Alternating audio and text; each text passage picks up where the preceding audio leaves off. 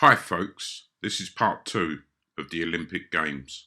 In this video we're going to be mainly looking at the symbolism of the 2012 London Olympics. This is a statue of the French Freemason Baron Pierre de Coubertin. He was the founder of the International Olympic Committee, considered by some to be the father of the modern Olympic Games.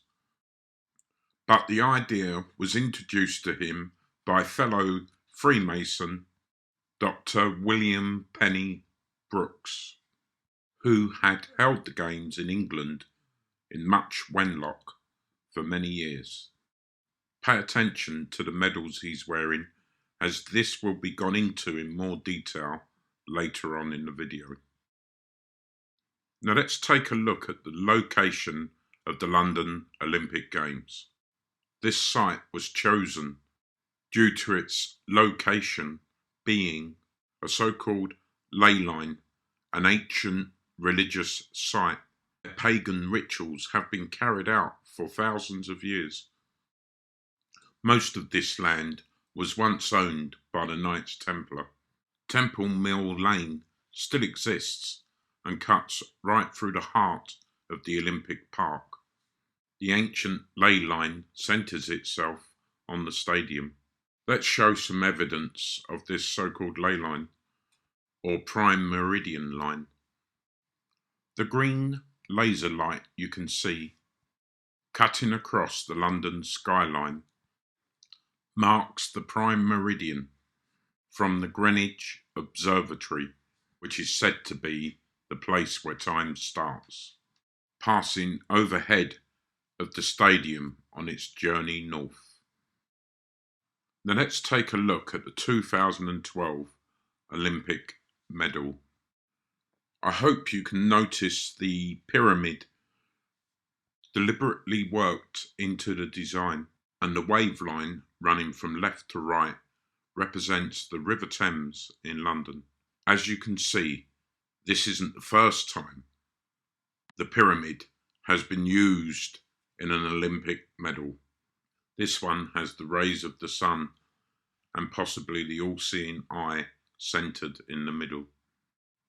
And now we arrive at the so-called goddess of the Olympic Games. Notice at least one breast is laid bare and she has a feather in her right hand. They claim this represents the Greek goddess Nike, or victory.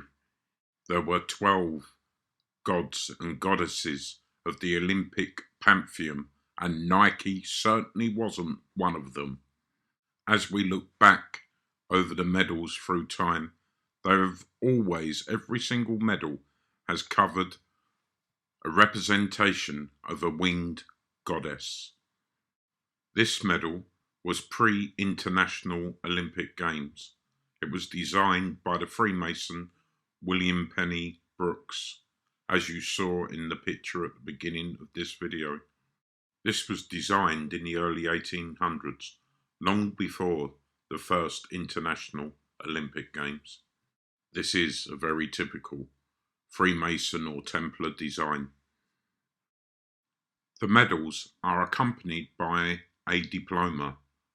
This diploma is from the very first International Olympic Games from 1896.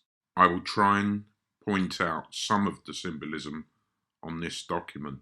Firstly, of course, to the right we have the winged goddess.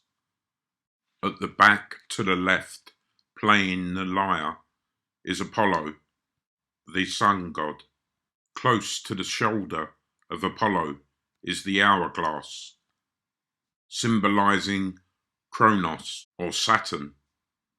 Notice the owl, center picture.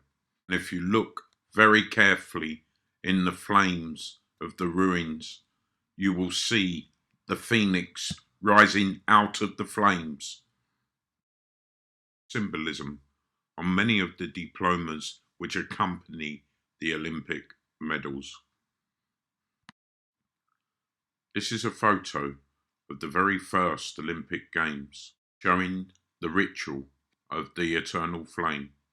As you can see, it states at the bottom they are taking this to the temple of Hera.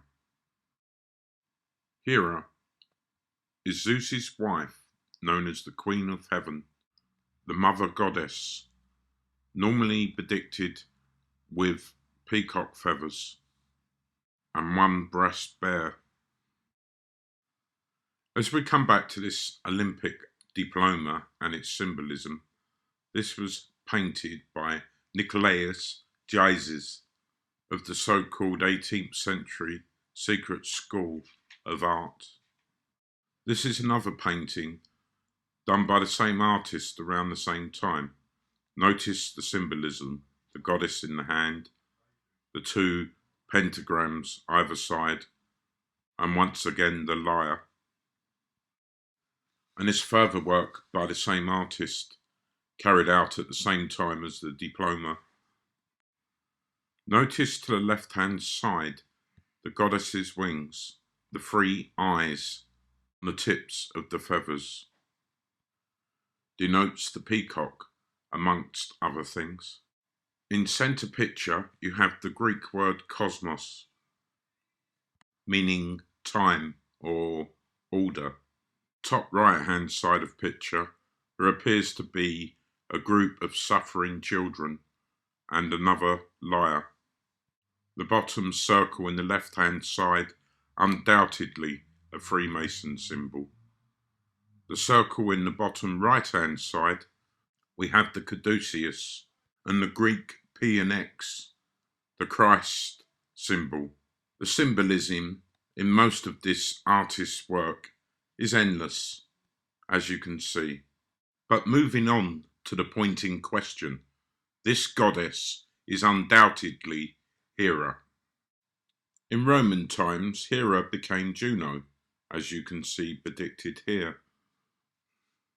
Juno is the Queen of Heaven, Mother Goddess, and Juno, in Egyptian times, was the goddess Isis.